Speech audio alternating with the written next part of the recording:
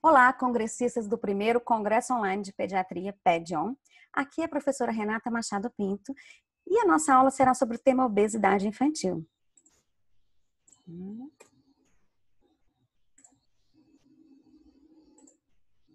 Bom, nós vamos falar especificamente quando suspeitar que a obesidade não é exógena. Para falar do que não é, antes eu quero deixar bem claro o que é, né? O que é obesidade exógena. Bom, obesidade é definido como um excesso de gordura corporal que vai trazer males à sua saúde.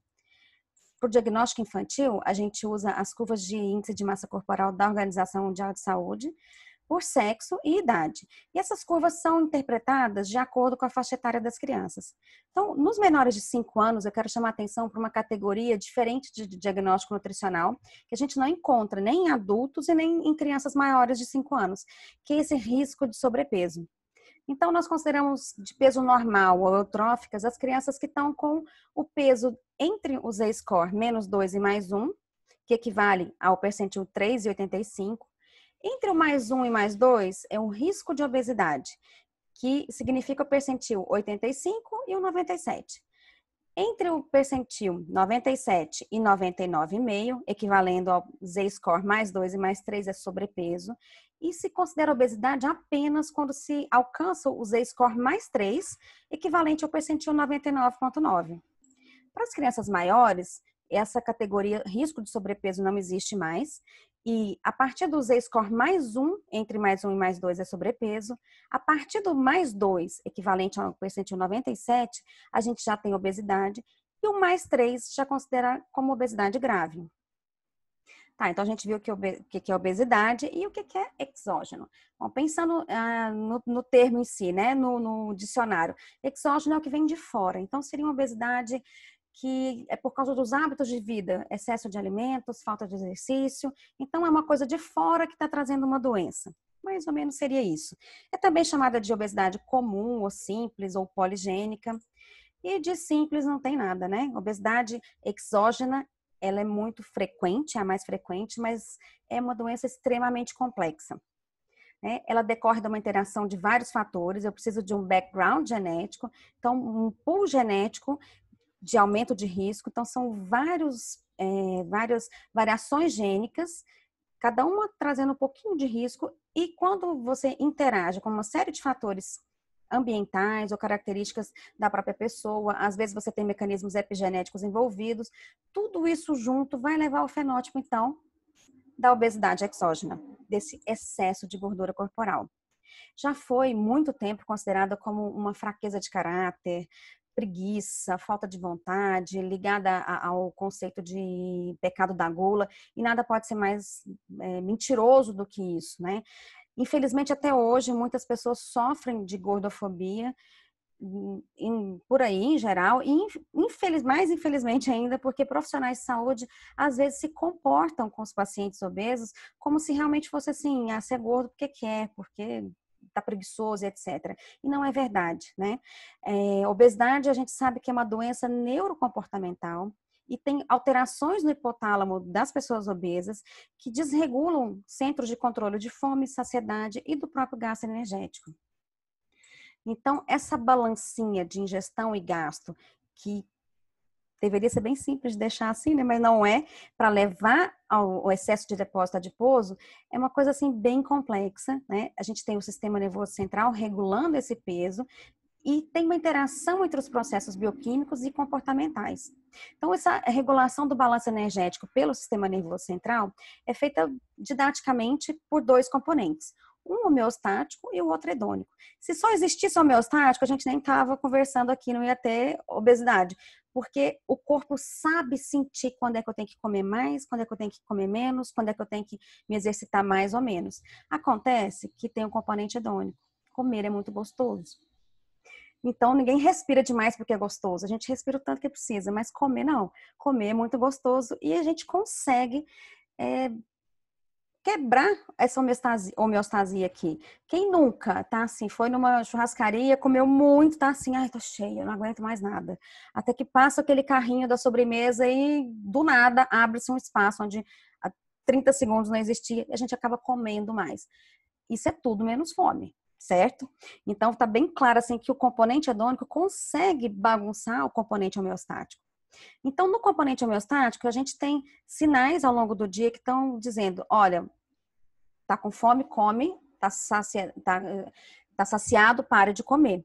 Então, várias vezes ao longo do dia você tem essas informações. É para comer? É para parar de comer. Isso é feito através de hormônios gastrointestinais, o nervo vago, nutrientes.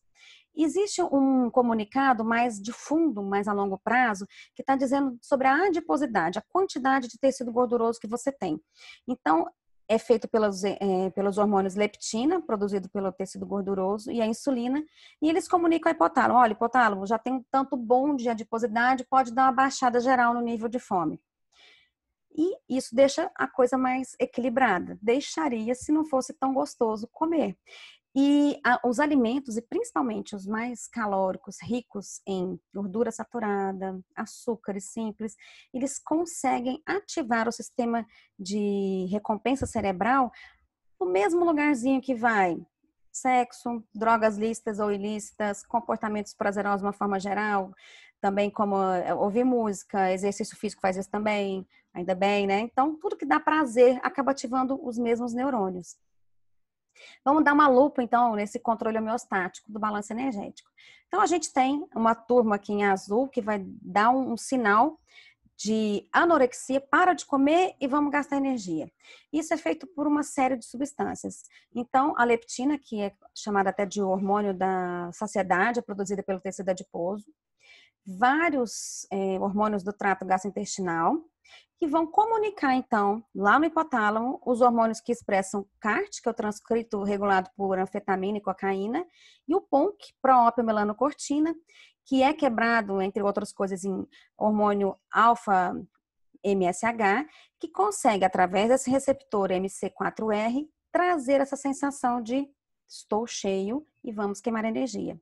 E do outro lado, em vermelho, a gente tem aqui a grelina, que é o famoso hormônio da fome, que é produzido pelo trato gastrointestinal nas células do fundo gástrico. Vai agir, então, através de opioides endógenos, endocannabinoides, GABA, comunicando, então, aos neurônios que expressam neuropeptídeo Y e a proteína ligada ao AGOT, que é para ter fome, vamos comer mais e vamos fazer anabolismo, vamos repor tudo isso. A gente, só de conhecer isso aqui, entende tanto que a cirurgia bariátrica não é só uma questão mecânica. Quando você tira uma parte do estômago, você tira onde tem grelina, você vai ter menos desse hormônio da fome. E quando você faz, dependendo do tipo, você faz uma ligação rápida do estômago para níveis mais baixos do intestino, e você vai ter a produção mais rápida desses hormônios aqui. Então, o que naturalmente demora a chegar a informação, então eu preciso que o bolo de alimentos chega para uma parte mais baixa do intestino para ter produção desses hormônios, isso vai acontecer muito rapidamente. Mas chegar lá quer dizer que a gente falhou bastante. Espero que as nossas crianças e adolescentes não caminhem para isso. E vamos falar um pouquinho do controle hedônico do balanço energético, que é exatamente o que confunde, bagunça tudo. Então, os alimentos, e aí vem principalmente esses palatáveis, ricos em gorduras e açúcares, eles conseguem, então, estimular esse sistema cerebral de recompensa, que é formado por essa série aqui de localidades dentro do cérebro, e isso funciona de uma forma de cascata. Então, começa com despolarização de neurônios serotoninérgicos, ativando esses receptores 5-HT2A, que vão estimular o próximo neurônio. Então, eu vou ter um estimulando ou inibindo o outro, eu vou ter a interferência de todas essas substâncias aqui. No final, quem dá a sensação de recompensa é a dopamina, ou a dopamina agindo direitinho no seu receptor DRD2. Se você tiver qualquer falha por aqui, você não vai ter essa recompensa, essa sensação de prazer tão, assim, normal. Você pode, o que a gente observa, já trabalhos com humanos e também com animais, mostram que o obeso, ele tem uma antecipação muito grande de prazer ao sentir o cheiro, ao ver os alimentos, e tem uma dificuldade da sinalização desse sinal de prazer. Então, ele antecipa muito mais prazer, tem uma dificuldade de sentir o prazer antecipado, possivelmente por alteração de serotonina e ou dopamina também, e tem uma incapacidade de frear esse mecanismo de continuar comendo. Então, é uma doença que tem a ver com o funcionamento do sistema nervoso central. Não é apenas, eu sou gordo porque eu gosto, porque comer é legal, eu aprendi. Só que o aprender a comer errado, comer excesso de guloseimas, cheio essas substâncias, isso pode levar a essa alteração hipotalâmica e a coisa fica um ciclo vicioso. O que isso tem a ver com a obesidade ser exógena ou não exógena? Vai ter muito a ver, a gente vai ver daqui a pouquinho. Então, o que não é obesidade exógena? O que a gente chamaria de obesidade monogênica, que é quando um gene mutado é capaz de trazer o fenótipo de obesidade, a obesidade sindrômica, que é um set de genes, e a obesidade endócrina, ou que doenças endócrinas é que são responsáveis por esse quadro de obesidade. Bom, falar assim, obesidade genética, então, é errado falar isso, esse termo obesidade genética, porque toda obesidade tem um componente genético, tem um peso genético. A obesidade exógena ou comum, ela passei aqui. Ela tem um componente genético muito importante, né?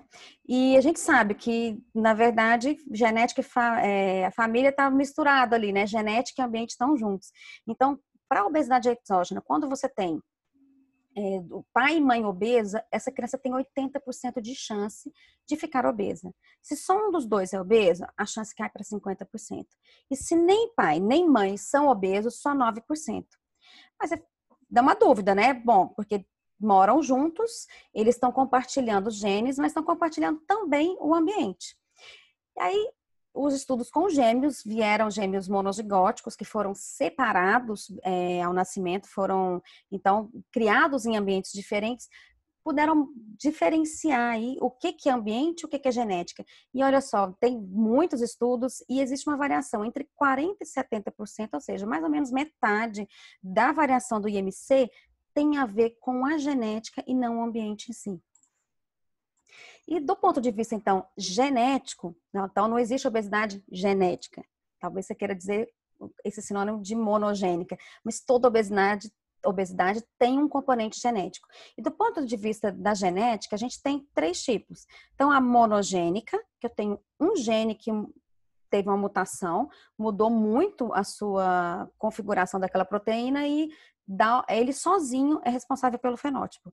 Tem a obesidade sindrômica, que é um set de genes e geralmente vem acompanhado de vários outros sintomas muito clássicos, a gente consegue colocar numa síndrome, e a obesidade poligênica, que é a obesidade exógena. Eu preciso de muitos genes, cada um não é com mutação, mas é uma variante mais comum, a gente chama de polimorfismo ou SNP, que é o principal deles, que é o single nucleotide polymorphism, que você tem só uma mudança de um par de base, e isso muda um pouco a configuração desse gene, juntando um aqui, outro aqui, vários, um pouco de genes, você vai ter uma chance maior de ficar obeso se juntar, claro, com fatores ambientais.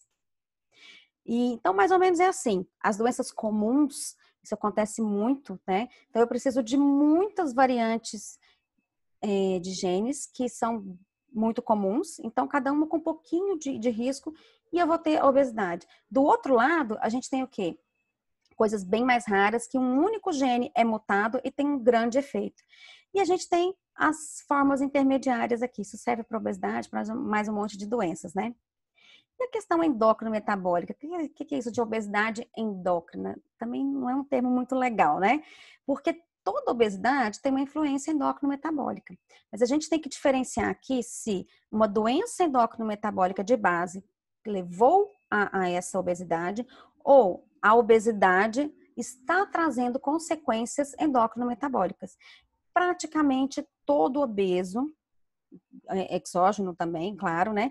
Vai ter alguma complicação mais cedo ou mais tarde, do nível endócrino metabólico, são as mais frequentes. A gente tem que ativamente buscar essas consequências, mesmo que essa criança não tenha nenhum sintoma.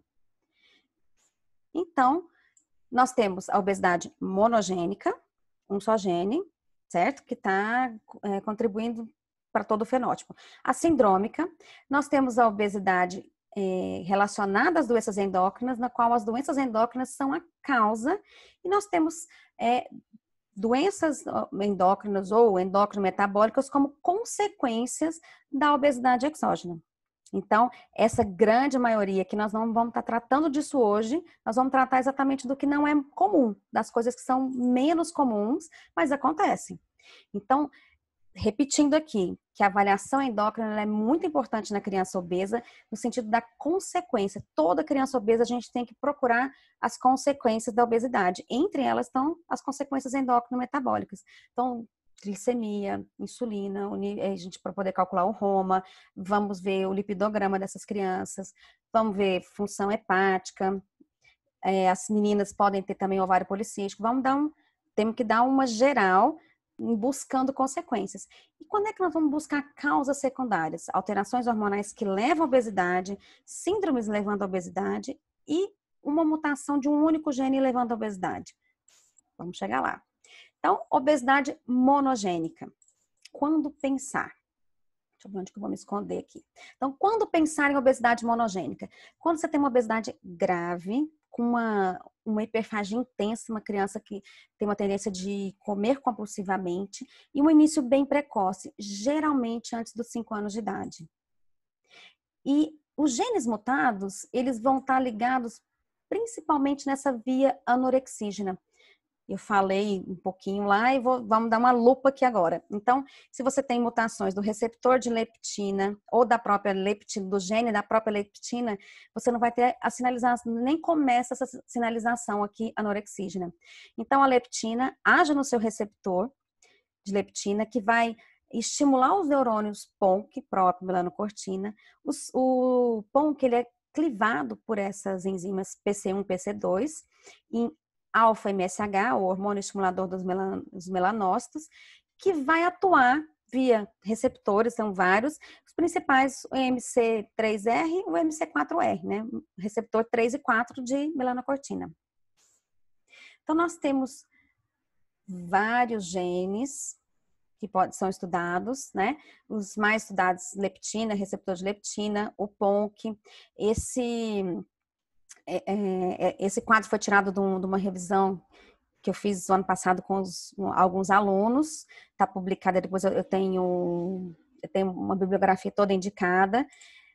O MC4R, o PCSK1, que são aqueles que clivam o PONC, mas é muito específico. Duas eu quero chamar bem a atenção. A deficiência de leptina ela é rara, mas ela é importante de ser pensada porque ela tem um tratamento bem específico. Então, se você tem uma mutação no gene que faz a leptina ser produzida, você tem uma leptina que não funciona bem, se você dá leptina, essa criança tem um tratamento muito específico, ela vai passar a ter a sensação de saciedade. Isso aqui é um quadro clássico, uma criança bem do início, quando foi descoberta a leptina, e olha só, ele ficou muito bem, simplesmente repondo ali. É uma das poucas que a gente tem um tratamento bem específico, espera-se, claro, com o conhecimento médico ficando cada vez mais apurado, a gente consiga, então, para todas as monogênicas, vamos repor aquilo que ele não consegue produzir direito, né? A deficiência de PONC, ela também chama muita atenção, essa própria melanocortina, por esses cabelinhos ruivos, assim, claro que o cabelo ruivo pode ser só uma questão genética, né? É uma mutação do pigmento, mas se essa criança não tem ninguém na família, pode ser a primeira, mas obesidade é o único ruivo da família, a gente tem que ligar a anteninha aqui. E por que isso acontece, né? Lembrando que é um gene enorme, e vai fazer um peptídeo bem grande, e dependendo de onde for cortando, a gente vai ter essa série de proteínas aqui. Então, o gama-MSH, o alfa-MSH, o ACTH, então o PONC é essa coisa enorme aqui, tem beta-endorfina, tudo. E por isso que a mutação de PONC pode estar relacionada com essa pigmentação deficiente. Não tem nada a ver com o receptor que vai interagir para a homeostase energética, mas um PONC deficiente não vai conseguir pigmentar normal para aquela família. Então, todo mundo moreninho, de repente, tem um branquelo ruivo. E está obeso, a obesidade começou cedo, a gente tem que pensar nessa mutação de PONC. E quando é obesidade sindrômica? Vamos lá. Essa menina realmente ela é a Eugênia Martínez Valerro. Ela existiu mesmo, esse quadro é baseado nela, e é uma criança com uma síndrome, que nós vamos falar dela daqui a pouco. Foi pintada por esse pintor bem famoso, o Carreño de Miranda. Infelizmente, nessa época, as crianças sindrômicas eram usadas como diversão para as pessoas do palácio. Você vê que a humanidade está melhorando, né? Então, quando que eu vou suspeitar de obesidade sindrômica? Quando você tem, então, associado à obesidade, deficiência intelectual, dismorfismos, malformações sistêmicas, geralmente são síndromes também que vêm com obesidade um pouquinho mais cedo também. Aqui tem um quadro que mostra as características dos principais. Você vê que não é tão raro assim, principalmente a de Prader-Willi. E é exatamente a de Prader-Willi que eu quero conversar com vocês. Essa é a mesma menina, esse quadro é bem famoso. Aquele lá chamava A Monstra. Essa aqui é a Monstra Desnuda, a Monstra Desnuda. Olha como era tratado, né? Você vê a similaridade, né, do quadro e de uma criança realmente portadora de Prader-Willi. O diagnóstico pode ser clínico de Prader-Willi, né? Então, é feito à base de critérios clínicos, critérios maiores e menores. Até 3 anos você tem que ter 5 pontos, 4 pelo menos do critério maior. Mais de 3 anos tem que ter 8 pontos e pelo menos 5 do critério maior. Na verdade, são crianças que nascem pequenas e tem uma hipotonia neonatal importante com dificuldade alimentar. Então, no primeiro ano de vida, eles não são obesos, têm até um baixo peso, uma deficiência de crescimento, porque eles não conseguem sugar bem.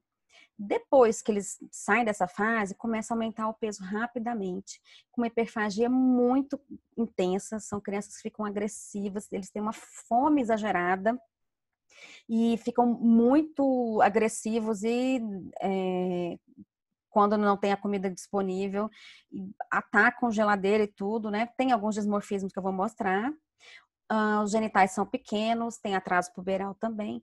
Atraso do desenvolvimento neuropsicomotor, principalmente porque é um pouco confuso, porque tem a hipotonia, mas não é só isso. Tem depois um déficit intelectual que se manifesta mais tarde, né? Fica bem claro. Dos critérios menores, então a gente tem já movimentos fetais reduzidos, né? Alteração do desenvolvimento, apneia do sono, tem uma baixa estatura para o padrão familiar, né?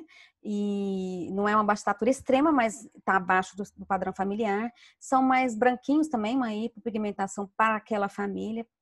Pés e mãos pequenos, as mãos e bordas das unhas bem estreitas, maior frequência de estrabismo, miopia, uma saliva viscosa, né? E essas crianças, às vezes, se engasgam muito com a própria saliva, babam às vezes, tem um defeito de deglutição e como são muito vorazes, às vezes fazem aquele binge eating, uma coisa que pode levar à morte dessas crianças é engasgo com pedaços grandes de alimentos, eles têm que ficar assim bem controlados, né? Tem que estar tratados com medicações que mudem um pouco esse comportamento. Tem dificuldade na articulação da fala e tem um comportamento mais agressivo, inclusive com autopunição, com esse skin picking, que é ficar fazendo aquelas lesões auto-infligidas, se arranhando, né? Então, esse rostinho aqui com olhos amendoados, um diâmetro bifrontal mais estreito, o lábio superior estreito, né, mostrando esses dismorfismos, as mãozinhas bem características, a hipogenitália. Aí, olha só, um bebezinho, ele não é obeso, ele é todo flácido, ele tá, né, tem um peso normal ou com baixo peso. E esse é o mesmo paciente. Então, depois de tratado, a gente tem como tratar. Então, não é uma obesidade assim que, tem síndrome e acabou. Não. Agora, tem síndrome de Prader-Willi, eu vou precisar do apoio de um colega da psiquiatria para me ajudar nessa compulsão. Vou precisar, aliás, de apoio de uma série de colegas porque é um quadro bem complicado. E o que causa essa síndrome, né? Essa síndrome de Prader-Willi, então, tem a ver com essa região aqui, são vários genes que estão envolvidos, quando você não tem o funcionamento do gene paterno. Tem alguns genes no corpo que são chamados de genes imprintados, né? O que é isso? Para quem não está muito acostumado com essa questão assim de genética. Geralmente, a gente tem a expressão dos genes em dupla, né? A gente ganha um do pai, um da mãe, e os dois funcionam. Alguns genes em todo o nosso genoma, um dos dois, ou do pai ou da mãe, ele está bloqueado, ele não está funcionando. Então, a gente tem uma expressão haploide de alguns genes. Existem vários lugares. E então, na hora de formação do gameta, se o gameta é feminino, já vai imprintar um gene, se é masculino, imprinta outros. Então, quando junta, já vem certinho. Quando dá uma confusão nisso, a gente pode ter algumas síndromes, e a síndrome de Prader-Willi é uma delas. Então, nessa região aqui, o que se espera do normal? Que a mãe esteja com os genes bloqueados, então eles não funcionam, e eu vou ter a expressão dos genes herdados do pai. Agora, se o gene do pai não está funcionando por deleção, por perda do cromossomo mesmo, ou porque ele foi mal imprintado aqui, por algum motivo, então, essa criança não vai ter nenhum dos genes, nem o do pai, nem da mãe funcionando. Então, você vai ter uma ausência total da expressão gênica. E são vários genezinhos. Se você tiver problema em um só, você não tem a síndrome de Prader-Willi. Então, você tem que ter toda essa sequência aqui. Mas já se sabe que tem esse gene tem a ver com o quê? Com autismo, com alterações de vigília e do apetite. Então, algumas vezes você tem uma mutação desse gene, vai ter só uma hiperfagia. Esse aqui tem a ver com produção de ocitocina, esse com hipotonia, esse outro com alteração na grelina, que vai levar à hiperfagia e também o retardo de crescimento intrauterino. Tem mais um monte de genes e é uma síndrome muito complexa e cada dia a gente vai aprendendo um pouquinho mais. Sabe-se que existe um aumento de risco de algumas síndromes que tem a ver com genes imprintados quando você faz manipulação. E então, bebês gerados por fertilização in vitro têm um pouco mais de risco de terem alterações de genes imprintados, como, por exemplo, a síndrome de Prader-Willi. Então, quais são os sinais de alerta para a gente direcionar a investigação da obesidade para monogênica e sindrômica? Então, você tem, começou muito cedo, essa criança tem déficit intelectual, tem outro, olha só que bacaninha esse cardzinho aqui. Então, obesidade grave na infância. Déficit intelectual, eu já vou pensar nessas síndromes ou na mutação desses genes. Se tem distrofia da retina, se está isolada, diabetes insípidos, diarreia grave. Então, tem alguns sinais ou alguns diagnósticos associados que podem te direcionar para onde você vai pedir. Você pode, às vezes, pode pedir um exome inteiro, nossa, mas é caríssimo, e para que isso? Se eu tenho já um direcionamento, eu vou mais no alvo daquilo que eu estou pensando, vai ficar mais efetiva essa minha busca por um diagnóstico etiológico. Isso é importante porque, bom, o tratamento é um pouco diferenciado, um tratamento bem específico só para a questão da leptina, por enquanto, mas tem coisa nova vindo aí. E tem algumas síndromes que vão ter uma evolução que eu vou precisar já ter colegas ali de outras especialidades junto, né? Principalmente o pessoal da neurologia, da psiquiatria, da psicoterapia. E a gente pode fazer o que é muito importante, que os pais ficam muito ansiosos, e a gente também, é de saber, isso é uma coisa eventual, ou isso vai seguir um padrão mendeliano ou não. Então, o risco de recorrência, a gente só pode dizer depois que eu tiver um diagnóstico específico. É uma pergunta que os pais têm muito, né? Principalmente quando é primeiro filho. Em relação à obesidade decorrente de doenças endócrinas, quando que eu vou pensar? Então, eu vou pensar quando, além de obesidade, eu tenho a queda na velocidade de crescimento. Esse gráfico assim, que você está tendo aumento de percentil aqui no peso e queda no percentil da estatura, esse aqui é clássico. Tem alguma coisa, ou tem uma doença hipotalâmica, ou tem uma doença hormonal junto. E claro, essa doença hormonal vai me direcionar dependendo de sintomas sugestivos. Porque o que a gente espera de uma criança obesa com obesidade exógena? Então, isso aqui é uma curva de estatura assim clássica. TH é o target height, a altura-alvo. Então, eu fiz aquela conta do tamanho dos pais, considero mais ou menos 5. Então, essa criança aqui específica tinha que estar crescendo, o TH dela é entre o percentil 15 e 50. Poderia estar até um pouquinho a mais. Só que ela está crescendo aqui no percentil 85. Poxa, está acima, mas ela está... O de peso não está aqui, mas está bem mais acima. Então, ela é obesa. O obeso, geralmente o obeso exógeno, ele cresce muito. vai ficar gigante depois, porque acaba tendo uma puberdade mais rápida, às vezes um pouco, às vezes começa precoce mesmo, antes dos 8 na menina, antes dos 9 no menino. Não é considerado puberdade precoce verdadeira, porque não vai ter perda de estatura no final, mas tudo acontece de uma forma mais rápida. Existe um avanço da idade óssea que balanceia esse tanto que essa criança está acima do percentil esperado para a família, e no final das contas, menstruam um pouco mais cedo as meninas, param de crescer um pouco mais cedo, o osso avança um tanto que acaba chegando no esperado, no percentil esperado para a família.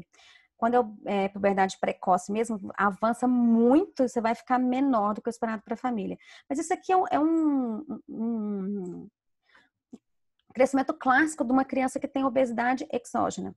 Então, se está crescendo, está aumentando o peso e está crescendo pouco, liga, né, a luzinha vermelha. E se tiver bócio, pele seca e fria, atraso de puberdade, constipação intestinal, queda no rendimento escolar, sonolência, tudo está me dizendo o quê? Procure hipotireoidismo. Se, além de estar ficando mais gordinho, tem uma queda na velocidade de crescimento, uma adiposidade mais central, uma voz fina, me chama a atenção que é deficiência de hormônio de crescimento. A gente vai ter que fazer essa investigação. Se tiver crescendo pouco, ao mesmo tempo que está aumentando de peso, e tem estrias, hipertensão arterial, aquela obesidade mais truncal, com giba, claro, está chamando atenção para Cushing. E eu quero lembrar que uma das principais causas de Cushing é a iatrogenia. Eu acho que, assim, corticoide devia ter receita controlada também como os antibióticos. É muito comum ser prescrito por uma crise asmática, por exemplo, para usar 7 dias, e a pessoa, ai, que legal, gostei, e usa muito. Ah, isso aqui é xarope para tosse. Ou, nos pequenininhos, o excesso de uso de cremes e pomadas, em lactentes principalmente, você tem absorção sistêmica e pode levar a uma síndrome de Cushing importante. Lembrar que as pessoas muitas vezes não pensam que pomadas, gotas nasais, que isso é remédio. E nem te relata, tá usando algum medicamento? Não, não tá. Então a gente tem que ir atrás e perguntar qual pomada você está passando, né? Eu já tive uns casos extremos de excesso de uso de cremes com corticoide, de usar em toda a troca de fralda, uma criança com síndrome de Klinefelter que ficou com baixa estatura e Cushing. Muito estranho. Então, a gente tem que ir atrás, lembrar de perguntar, inclusive gotas nasais e os corticoides de uso tópico. E uma criança que está crescendo mal, ao mesmo tempo que engorda, e tem uma hiperfagia intensa, sinais de hipertensão intracraniana, se sofreu radiação ou cirurgia do sistema nervoso central, eventualmente um TCE muito, muito forte também, você pode ter uma alteração hipotalâmica secundária, né? Sinais de deficiência dos outros hormônios, a gente tem que pensar que essa alteração é hipotalâmica. Então, vamos dar uma resumida aqui para quais sinais de alerta que essa obesidade não é exógena. Pode ser monogênica, sindrômica ou causada por doenças endócrinas. Então, o pediatra tem que ficar de olho se tiver uma obesidade grave, com hiperfagia intensa, principalmente iniciada antes dos 5 anos. Se associada a deficiência intelectual, dismorfismos, malformações sistêmicas, e se está, ao mesmo tempo que está ganhando peso, está caindo na curva de crescimento. Bom, aqui tem uma bibliografia, para quem se interessar, são autores interessantes, tem muita coisa de revisão, muito bacana e coisas bem recentes, né? E é isso. Bom, eu queria agradecer o convite pelo pessoal da organização do PED-ON. Né? A gente, infelizmente, esse ano não pôde se encontrar, mas vamos nos encontrar pela internet, né? Virtualmente. E vocês me encontram na internet em todas as redes sociais. Aqui tem o meu e-mail Gmail e estou em todas as redes. A gente se vê por aí. Deixa eu voltar. Agora não quero isso. Poxa, eu queria dar um tchau sem estar pequenininha, mas eu acho que eu não estou conseguindo. Então, vou dar um tchau por aqui mesmo. Obrigada a todos pela atenção. E se tiverem alguma dúvida, podem me mandar e-mail ou me achar pelas redes sociais. Até a próxima.